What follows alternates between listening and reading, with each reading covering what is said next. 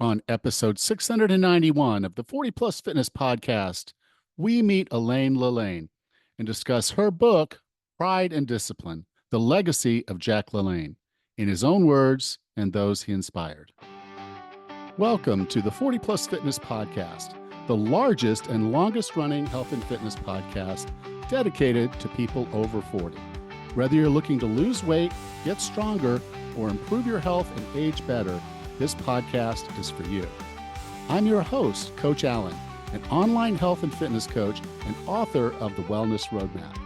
Each week, we dive into practical tips, expert advice, and inspiring stories to help you take control of your health and fitness.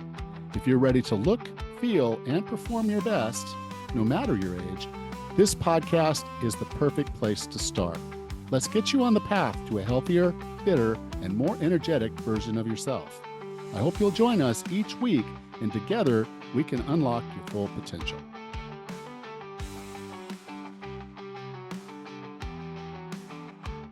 Hello, and welcome to another episode of the 40 Plus Fitness Podcast. Today we have Elaine LaLanne. A lot of people won't remember her husband, Jack LaLanne, or her. But Jack was basically the guy. He was the first person to launch a TV exercise program. So he was in the homes of millions of people over the years, helping millions of people look at fitness differently as they get older. And she's at 90, and you got to check out some of the videos. I'll be posting that on Instagram at Coach Allan M. I'll also be posting it on my Facebook. So you go to 40plusfitness.com/group, and I'll have some videos there. She's actually pretty amazing. And her and her husband, Jack, I mean, they are the legacy. They are the ones that started a big part of this and changed the way people think about fitness, particularly just everyday people. And it's pretty amazing. And one of the reasons I wanted to have her on was because she's someone who's aged very, very well. And she's aged very, very well because she's done the right things over the years. Many of us have not. And I saw a statistic recently that, 80% of people are aging faster than they think, which means when you ask them what they think their, not their chronological age. I mean, we can all tell each other what when we were born and how old you are, but how old is your body? I mean, what is your actual health age?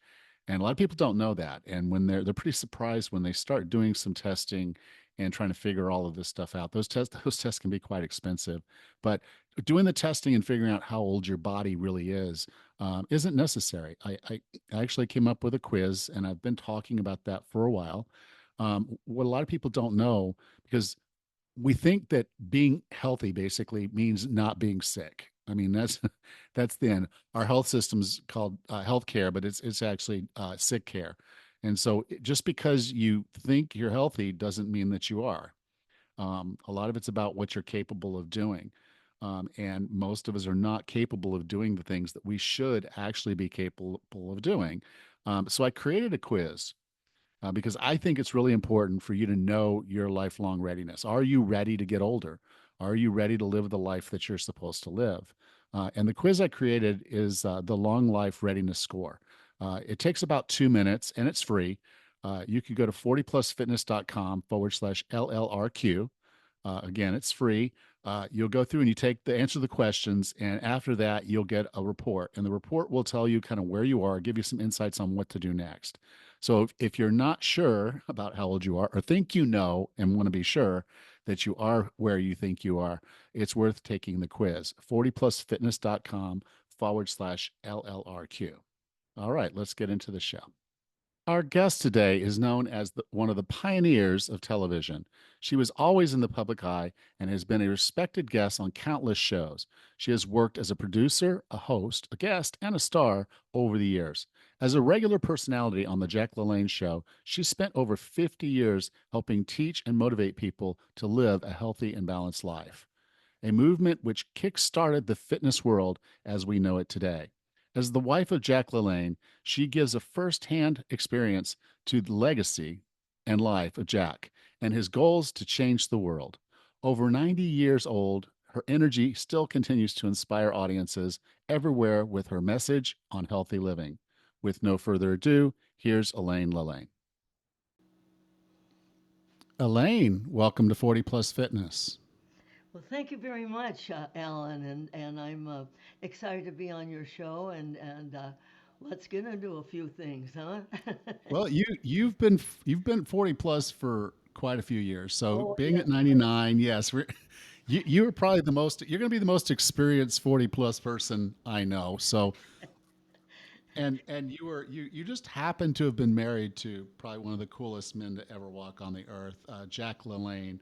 And today we're going to talk about the book Pride and Discipline: The Legacy of Jack LaLanne in his own words and those he inspired. And those he inspired is the list is long, and it is some of the people that I grew up worshiping in the fitness environment. And so, yes, his legacy is truly that, a legacy.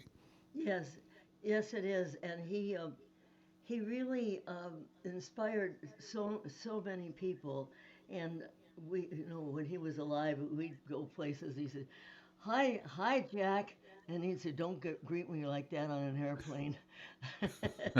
But he had a great sense of humor, but he believed everything starts between your ears. He said, "What wiggles your finger? Your mind." And the fact is, I met Jack. When I met Jack, I was, we were at the same television station, but I didn't date him until like 3 years later or whatever. But I was impressed with his mind, and in the book, the thread of the book is the mind. It's his writings. This book was not meant to be a biography. It was meant to be his writings and what he gave to the world through his writings. So, I, and then of course all this other came through with the celebrities and the people that knew him and the people that were. It's in the back of the book. We have celebrities and people who just numerous people that knew him. So it was a fun thing to do. It took me 3 years. Well, again, My there's seventh so book. much. My seventh book. I Yeah, said I'd never write a book ever. yeah. Now here you are on seven, and I hope it's not your last. But now, from your perspective, who was Jack LaLanne? Jack LaLanne was a young boy who was born in San Francisco on Green Street, and he was his mother gave him all sorts of sugar and in order to keep him quiet, he always told the story about he would suck on sugar, sugar in a little um, handkerchief or something. And so he became addicted to sugar, and he was when he was 14 he dropped out of school for 6 months because of ill health. He Before that, he from 4 to 14 he lived on a ranch in Bakersfield, and they went down there to help his mother's father, his Jack's grandfather, which is I've got that in the book too. I've got a little about little happenings on the ranch down in um, Bakersfield. But I have more on this new book. I mean, this book that Jack and I started in 2004, but I have never finished. We've never finished it. So you asked me if I've got any more books. Yes, I do. If Good, I live good. that long, and I hope I do. I mean, I'm I'm doing the best I can with the equipment I have. So Jack he was dropped out of school for 6 months due to ill health, and it was during this time he met Paul Bragg, who his mother, Mrs. Joy next door, said to Jack's mother, "Why don't you take Jack down to this Oakland City Women's Club? There's a man speaking about health and nutrition." So in they walked, and there was full overflowing, and they put two chairs, and Jack had boils and pimples and all sorts of stuff, and he had to sit up there on the stage.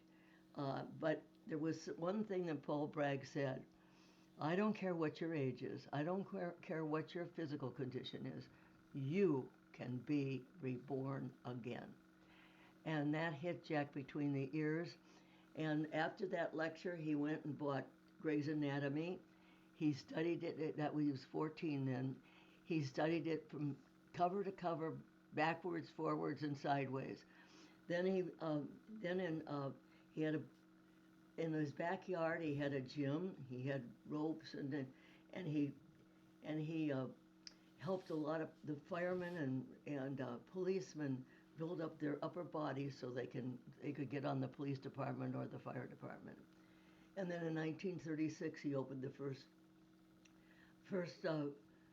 club, and it was called Jack LaLanne's Physical Culture Club. In those days, they called it Physical Culture, and that was 1936. And he was 21 years old. He was just about to be 22, and that's when he opened. He could have gone to the 1936 Olympics, but he was charging money at his, and he was on the team, and they said, no, you take money to exercise and have people come to your gym. You cannot be on the team. So that's just a kind of a that's kind of a nutshell Yeah. about Jack LaLanne. And then in 19 and he became very popular. He invented a lot of equipment. He invented the leg extension of the leg extension machine, the squat machine, which is now the Smith machine, and a lot of wall pulleys. So I mean, it's all in the book Pride and Discipline. And I that's kind of a nutshell that I who is Jack LaLanne, and he started on television. There was when television was starting.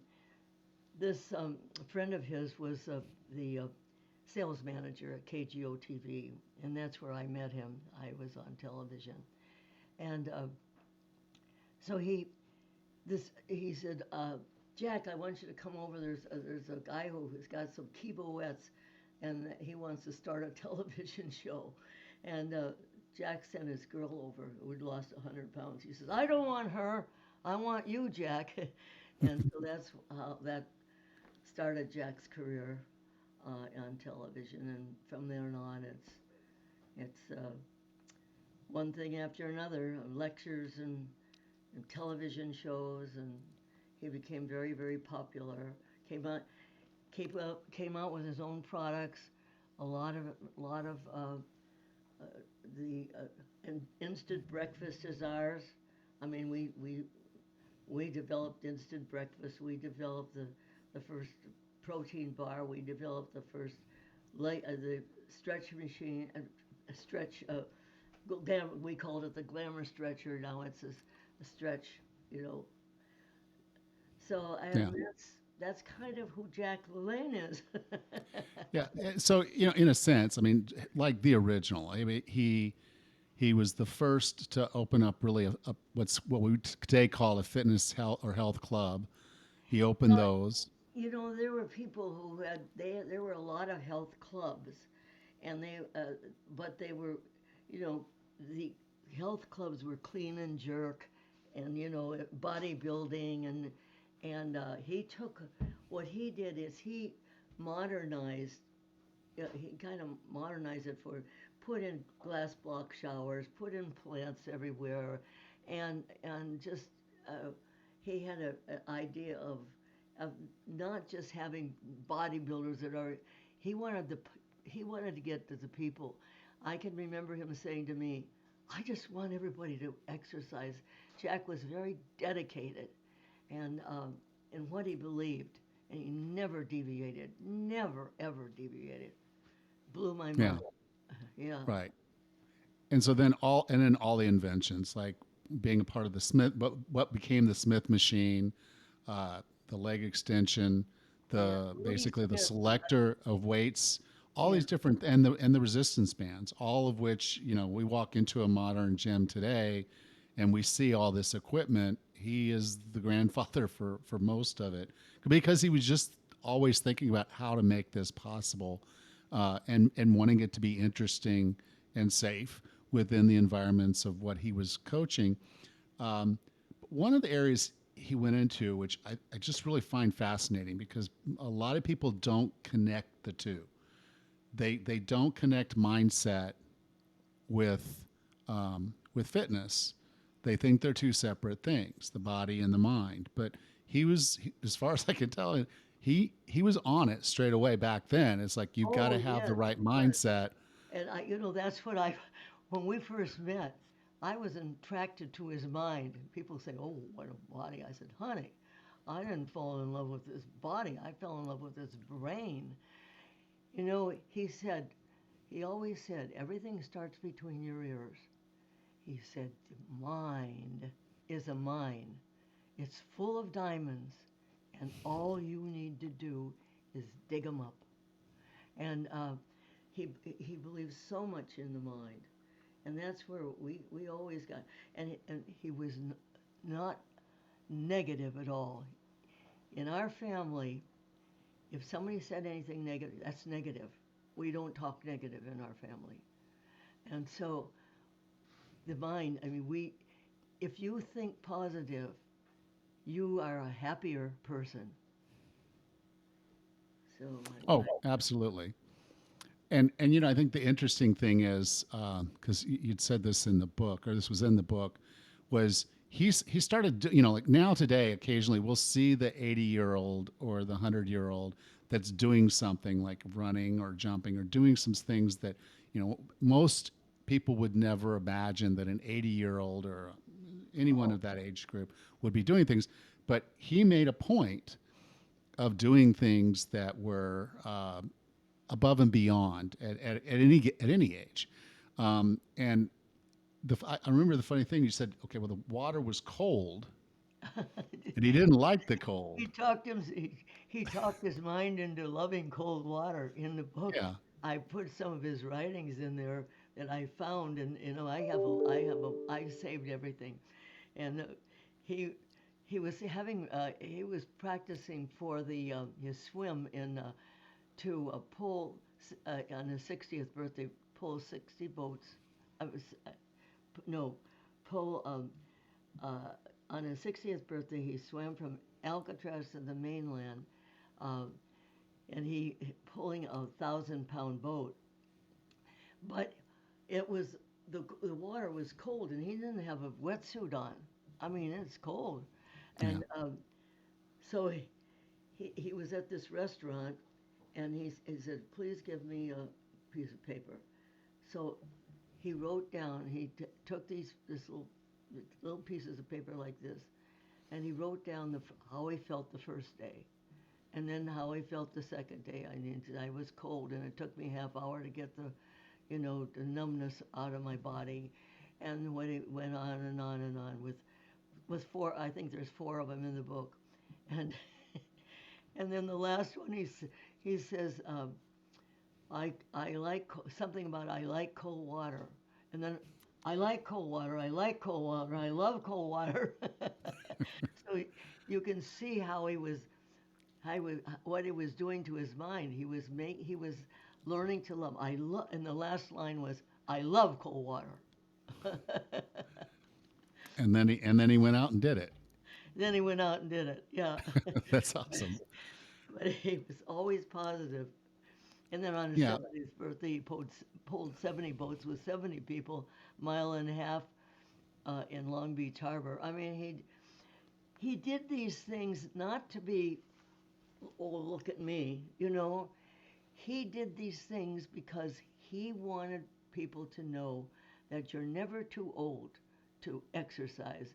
You don't have to pull boats like me. You can't have to do this. But he wanted to prove that anybody, if they really want to do it, they don't have to go overboard. They can just, uh, if their mindset is that they can do it, then they can do it. Yeah. Another thing that he had in the book that I think was way before its time was about visualization, particularly when you're visualizing yourself in like a peak form of looking better, feeling better. And he talked about visualizing himself like with a different body. And he literally got a picture and thought, okay, put his head on it and said, this is what I want to what I'm You know, aspiring to, and using visualization, uh, he made it happen.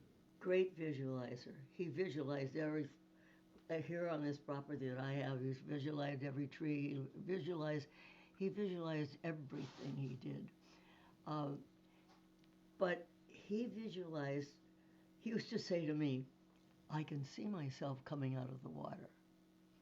I mean, it's simple as that. Jack was a very, he said things in simple ways. He didn't go on and on about something. He said it in simple little phrases that hit you right between the ears, or the eyes. and it's, but he, let me tell you a little story about me and visualization. I was a golfer. I was a pretty good golfer. And I was in this tournament. And I was going over this trap, and I thought, oh my gosh, if I go into this trap. I went in the trap. And then I said, oh gosh, I hope I can get on the green. I went in the trap again. So the next thing I did was I visualized my ball going. See, at those two things, I was visualizing it that the ball was going to go in the trap because I was thinking it. So now I decided I'm going to visualize my ball going on the green and rolling up to the pin. And it did. And it's, and then, and to me, I said, okay, that's the end of that. No more thinking that way. So Yeah. every time I came to a trap, I got over that trap or I got over the water because I saw the ball on the. See, it's all simple little things. You just simply putting your mind in that position, and you'd be surprised what you can do with it. Absolutely. So now I'm going to ask you another question. I think this you might not ever get asked this question, or maybe you do, but you're known as the first lady of fitness. So who is LaLanne? I am not the first lady of fitness. They put that on me. I said, "Don't call me the first lady of fitness. I'm not the first lady of fitness." Oh no, it's you. So they because you're Jack's wife. Blah blah blah. So anyway, that's how I got the name. But who am I? I am a little girl from Minneapolis, Minnesota, and that was born in 1926 and went to three, Lindale School, Bryant Junior High, and Central High School, and University of Minnesota. And I came to California after during the war, and as a on a I was swam in the Minneapolis Aqua Follies, and that summer, and I wanted to go visit my cousins who were working in the shipyards. The war was not over yet, and so I went out to visit, and that's how I got to California, and I pretty much stayed in California and went to NBC UCLA Radio Institute because I was interested in radio, but I was always interested in the mind, always, and my mother and father were all into to the mind too. They had all these books, and so uh, that's how I got to California, and so eventually I modeled, and uh, this this guy heard me um, at an Emporium department store selling. I wasn't selling. I was demonstrating 45 records, and he came over. He says, "I'm Les Malloy. He was a very famous disc jockey in San Francisco, and he said, I like the way you talk to people, and so he said, I'm starting a television show. Would you want to come over and talk to me at KYA? And so uh, about being on my show. So we did, and so then he explained to me that I needed to make a format and get all the guests. And he said, do you think you could have a show by Tuesday? And I said, yes. I didn't know what I was doing. So he says, okay, call Bill Blake over at the Orpheum. Call this one. Call that one. Call the Kern and Gary, and you'll get some guests. So I did. So we had guests from. so I. That's how I started in television, and of course Jack started on later on, and then after 3 years, he asked me. He asked me to go out to dinner, and that's when I found out he had such. See, I thought muscle men were, they in the movies in those days they made the muscle men look like they didn't have anything upstairs, Yeah. and I was thinking I don't know about this guy, and but we went out to dinner and I was impressed, and we had a meeting of the minds and that was it. It's a good thing you gave him a chance. now you now you know the rest of the story. Yeah. I don't know So, what else, but I'm a girl who is positive. Everything I do is positive. Um, I'm, I'm 99 years old, and I'm still positive, even though I have a, bone on bone leg. I was too busy writing books to get it fixed, you know. So yeah. I have that problem. I'm blind in one eye because of macular degeneration, but I mean, still, I'm I'm going. I'm going to go until I drop, you know. And I do 20 jackknives. I can even do more jackknives every morning, and I stretch, and I do exercises, knees into chest, and I keep my body moving and stretching. And the older I get, the more how important stretching is. I was not a stretcher, in earlier days, but I I stretch all the time. If I'm in the kitchen, I'll just stretch and I'll do all sorts of things that I can, and it keeps me going, and I'm not giving up, and that's the thing. Too many people give up. Not Yeah. give up. It's not. It's never give up because there's always something around the corner, something to do, someone to love, and something to look forward to. I agree. Now, I think the reason that you have this moniker is that you didn't just fade away when Jack left us. You're quite active in the fitness environment. In fact, with IDEA in their annual conference, you've been a part of that. And I know Yes. last year, and I'm going to include a link to this in the show notes. I saw the YouTube of you leading the world record for most people doing Jumping jack. doing jumping jacks together. They did 98 of them in honor of that was your birthday at that point. You're now, as we're listening to this, you're 99, but you're still active. You're still active out there, helping spread the word about health and fitness, Right. helping make trainers better trainers, and just carrying forward a legacy. You're doing as much as Jack was doing, and more maybe, because keeping his legacy alive reminds us that this there's we have a long history as trainers, and we have a big obligation to a world that's getting sicker faster than it's getting more fit. And so we need to keep working hard. And I really just appreciate that you're still a part of the fitness movement and you're still out there spreading the word. And now with this book, I think again, it's just you're a special person. Well, I don't know how special I am. I just do my job, and I don't try to be anybody but me. I mean, I'm not. I don't have an ego. I don't care. I don't have to be a star. I don't have to be the first lady of fitness. I don't have to be.